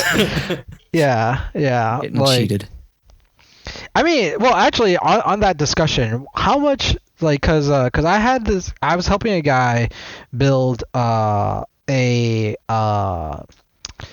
mono white risk deck, and we were talking about the subject matter of Mentor the Meek, because I explained to him that there are a lot of clunkiness in the design of Mentor the Meek that I'm not particularly too much of a fan of, because we were goldfishing the deck, and we were on turn 3, and I could have either cast Mentor the Meek or Spectral Procession. Instead, I chose to cast Spectral Procession because I was going to lead up with Intangible Virtue and swing for 6, right? Mm-hmm. And his point was like, oh, well, you can play Mentor the Meek, and so your next turn, you play a land, and then you cast Spectral Procession, and you draw a card. And it's like, okay, well, I play Mentor the Meek, I play a land, I cast Spectral Procession, and draw a card, and I can't swing with Mentor the Meek because at this point, this is like turn 4, and a 2/2 will most likely die in this scenario. So I swing for no damage, right? But I do get 1 card for 3 mana. Or a total of 4 mana actually, whereas and off of 2 cards that I use combined together. Whereas in the other scenario, I play Spectral Procession, right, and then next turn I play a land, and I play Intangible Virtue. I swing for 6 2/2s that fly and have vigilance, right, and then by the time I would attack on my 5th turn, which would be the turn where in the Mentor the Meek scenario, I'm attacking with my 3 1/1s. I'd be attacking for another 6 again. That's a total of 12 cumulative points of damage. That's about a quarter of someone's life total, considering if nobody has been dealt damage by turn 4, which to me sounds kind of absurd. And in the other scenario, where if I had just gone with Mentor the Meek first, I only be swinging for 3, and I got a card off of this whole entire ordeal. It doesn't seem to me that the card draw was actually worth it to do that. And that was the reason why I favored playing Spectral Procession over Mentor the Meek in that specific scenario. And so going back to this with the whole draw 3 cards, what would white, if white had this thing where it just gifted a player, 3 cards, and like what would white get in return that is worth that you could say, or that opponent could say, okay, well, drawing these 3 cards wasn't worth it. Gain 3 life. Pongo, you troll. Yeah, I don't know. That would certainly, I think, for 3 cards have to be a pretty major boon, because you are giving them an Ancestral Recall, which is pretty absurd. So I would expect, if we're scaling, Healing Salve sort of up to the power level of Ancestral Recall, I don't know, gain 20 life maybe, or like you can't lose the game this turn, perhaps. Or destroy 3 permanents they control. Yeah, I could see that. Yeah. For each opponent, that sounds pretty like it would be exile, I would think. Exile. Exile 3 permanents, because this is one of the things that I think Gavin Verhey was saying, that one of the strengths that they were envisioning for the future of white was being able to interact with permanents in a kind of like unconstrained way. So the examples that he gave was, Sun Titan can return any permanent, not just creatures, not just enchantments or whatever, but any permanent. Or the I think of Beast Within before I think of whatever the white version of it is, even though the Beast Within is ostensibly the color shifted version. The generous gift. Yeah, generous gift. The generous gift is the other one where, white is able to destroy or exile permanents of any color of any type as well. So that seems consistent to me, that if we were to compensate our opponents with 3 cards for something, it would be giving us wholesale removal of 3 permanents. That does seem like that would line up with kind of the design philosophy that we've seen so far. Right, and it makes sense because the green version of that card gives you 3 lands in addition to destroying 3 things. Right. Right. Like it would be a Terastodon in reverse. You know what's funny? Can you imagine this being exile 3 permanents target player controls? That player may draw 3 cards, right? And do you think what's so funny about that wording is that it gets through protection and hexproof and shroud? Oh, and it plays like super well with like your Spirit of the Labyrinth effect too. Yeah, and you can even target yourselves, right? You can target your treasure tokens to just draw 3 cards. Yeah, I'm ready for this. Let's do it. I didn't know how much I wanted this until just now. First you were doom and gloom, and then we just like completely reversed that for you, Pongo. We're going to be so disappointed with whatever the real card actually is. Yeah, turns out it's not just better oblation. Like, Gavin might be hearing this and he'd be like, damn it, I really like that idea too. So, anyway. Yeah, because I'm at 3 things and draw 3 cards. It's just like, I mean, depending on the mana cost, right? Like, Oblation is one thing, draw 2 cards. Yeah. So certainly, like, this is already something that we've seen as a card. Like, it's not unprecedented. So, so it could be done. I just worry that, like, if it's, draw 3 cards and it's like, maybe then it would be 2 things. And they're kind of like gradually trying to power up Oblation because it's like it doesn't really see play. No, I think they will go full on blast. I don't think it would target lands, though, is the problem. Like WotC, I think is really committed to the idea that like targeting lands in standard is bad because it's not really friendly for beginner players getting into the game, and that has been like sort of the devil's deal that they've made, because it's like their decision with like Golos and Uro and Field of the Dead and like Omnath all centered around the idea that lands was a sanctimonious resource that cannot be touched or bothered. And so because of that, these kinds of cards exist now because there's no other way to really interact against them other than to directly confront them, rather than to engage with the indirect driving forces that make them so powerful in the first place. Agreed. That being said, draw 3 cards. That digs them towards more lands. It does dig them towards more lands, yeah. I would tend to agree that card would probably, this hypothetical card would not hit lands, just because then it ends up having like no real theoretical downside. It will always find 3 targets and like, okay, like, it's like flood protection for you. Like, it just does so much stuff at that point. The other issue I see is that, like, design wise, this card would probably have to cost like 4 or 5 mana. If it's hitting 3 things. I thought that all white cards had to cost 4 mana now. Right. Yeah. Really? Like all of the Hallmark white cards, especially for Commander, cost 3 and a white. 3 and a white, really? Really? Yes, like, they all cost 3 and a white. Accord, Hold on, this is news to me. Like, tell me what cards. Keeper of the Accord. What are the 3 from Commander Legends that were kind of like the Hallmark strong white cards? There was the. Well, we also got the Kaldheim one, but there's the Court. I can't remember if the Court is 2 Court of and Grace. 2 white. It's 2 and 2 white. Yeah, 2 and 2 white. So it is 4 mana, but it's not quite 3 and a white. And then the other white card, I'm drawing a blank on that one as well. The one that would theoretically see play. You mean Chroma's Will? I'm working on it.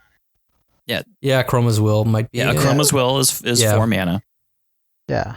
I'm thinking of the 4 mana stuff. To me, these cards are kind of like, well, Court of Grace has a special place in my heart, but like Keeper of the Court is like, it's okay. I played it on the Asian Avengers stream, and I they left me alone for too long, and I just like crushed them with with only 1 round of Keeper of the Accord. But I just found it that, like, look, I could have cast Gift of Estates and would have had a similar effect. I caught up, but it was because I was mana screwed in the first place, which to me just all of that sounds terrible. It was like, the only reason why like my Keeper of the Accord triggers were triggering was because I was mana screwed, and if I had Gift of States, which costs like half as much as Keeper of the Accord, I would still end up with like the same amount of mana, and I would have curved off a lot better and been more involved in the game to begin with.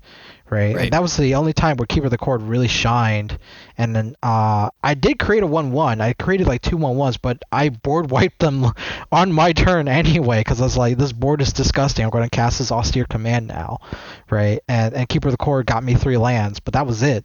That was really it. And I was like, I could have had these 3 lands much earlier off of a land tax or something, and still, right?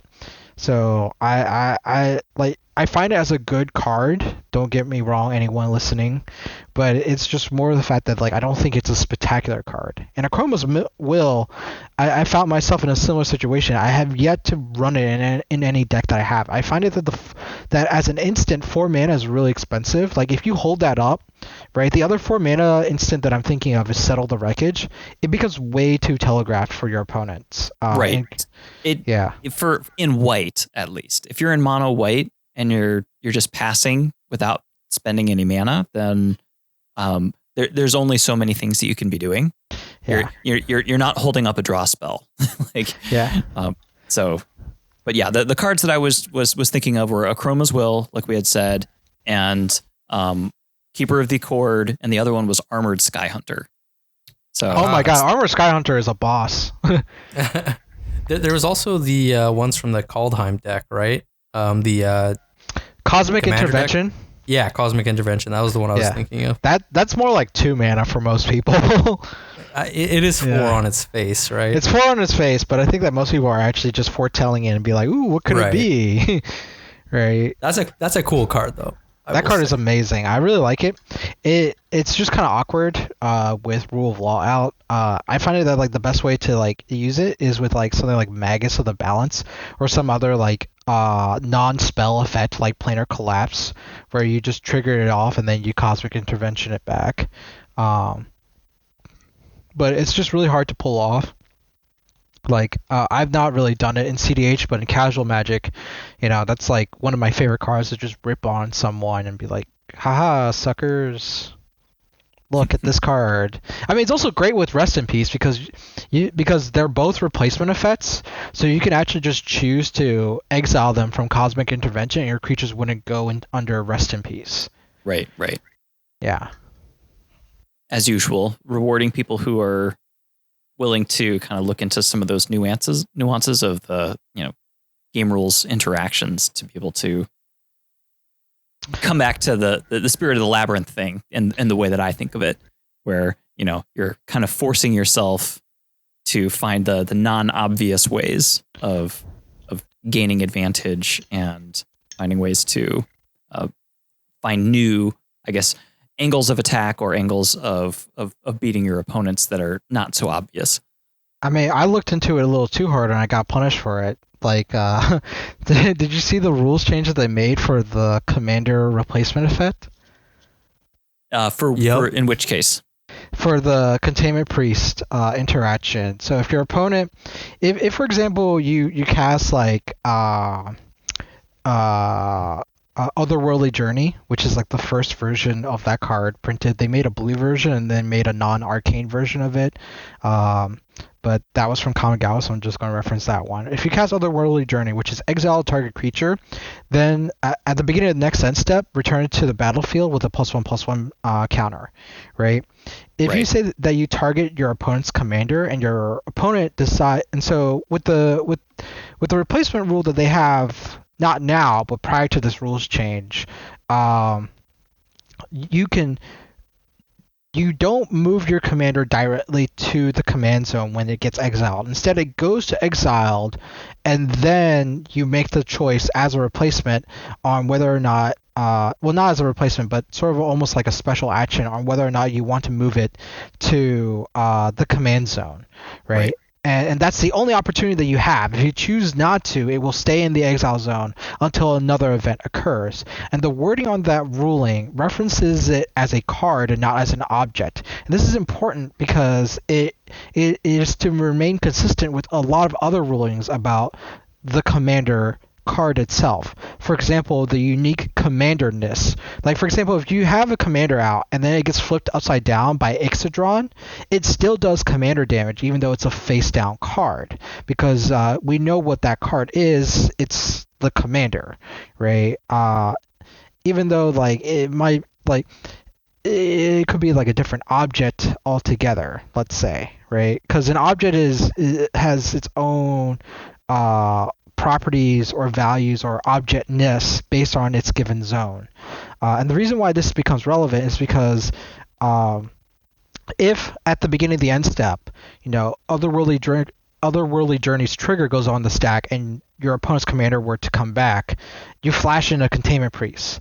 Containment Priest then replaces the return the return by putting it back into the exile zone. But there was a ruling that WotC had when they did Cold Snap, and with the card, I think, Void Maw, and they wanted it so that you couldn't do some really weird, like, inane loop of,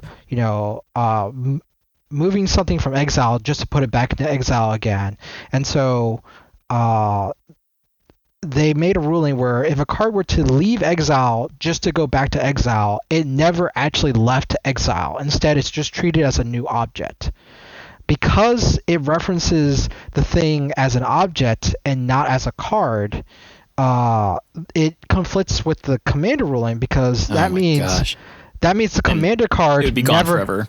Yeah, the commander card never moved back into the exile zone. It always stayed there, so your opponent never gets another opportunity to move the commander elsewhere.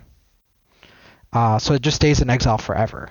And I brought this up, and it flustered some of the casual players. Apparently, this was a ruling that was brought up by another judge previously, but no one, went further to investigate, and then I kind of like revived the dead horse in a way, and I brought in the Commander RC discussion, and there was hot discussion about it. The casual players were pissed off at me for bringing it up, and then Sheldon caught wind of it, and then they made a quick rules change announcement after Kaldheim got released, like fixing that. And it was really funny because if you read the description, they use the specific Containment Priest example that I have, but you can actually do this with a bunch of other effects too.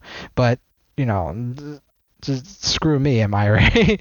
They called me. They call. There's like the example that they had was like, this person then casts Containment Priest and stops your commander from coming back. What a fiend! I was like, That's the white color identity. I mean, like, well, white is the color of rules. So understanding rules, understanding all these things is, in my opinion, very rewarding. It's a demonstration of skill. It's a demonstration of growth as a player when you're playing the game. It's the same thing that I had with my example with Thieves Auction, that the mileage and power level of that card doesn't scale within the card itself. It scales with the player who plays it, right? And that's an amazing design, in my opinion. Like, where a card has a different outcome depending on who plays it. That's really awesome, right? Like, to me, right. Because it shows variance. It shows that a card can't be played in one way. It's very thematic and flavorful in that way too. Yeah, exactly. Like the white, the mono white player using rules as their weapons, right? And having cards that allow them to manipulate the rules so that, you know, they can stack two different rules together against each other in that way. Is very thematic to me. It's very mono white, and they take that away from me. I don't feel like that's what's happening. No, I'm being very facetious. How dare you? think that right. I think that's probably a good point, coming kind of full circle back around, for us to start wrapping up here. Did you guys have any parting blows before we kick this one off? We kind of, I think we kind of hit the goal of, you know, kind of meandering around and just kind of shooting the breeze on this one. And I think we got some really interesting conversation and throughout the weeds. Yeah, I mean, I think we've given some more thoughts and highlights in a way about the future of white. Some things that, like, we talked about in terms of like technical stuff with like replacement effects and how we understand parity and breaking parity and stacks as well. That I think that was really helpful and fruitful, honestly. And we got to know a little bit of ourselves. I realized we actually never really got to touch upon you, Cobblepott. I think like we only did so in passing, right? Unfortunately. Well, I'm sure that we'll be able to do that in the future at some point. Yeah, we'll have to do a part 2 to this. Yep, I think so. Yeah. We get Callahan on here when he feels better, right? That's right. Yeah. So, well, that about wraps things up for us here today. Just a quick reminder that you can follow us on Twitter at SculptyBoys, or you can find a direct link in our link tree in the description below. Want also to give extra thanks to all of our patrons because they help keep the lights on. If you would like to become a patron, you can head over to patreon.com/themindSculptors or check out the link in the description. Thanks again for joining us. And from all of us here at The Mind Sculptors, I'm Cobblepott, and we will see you next time.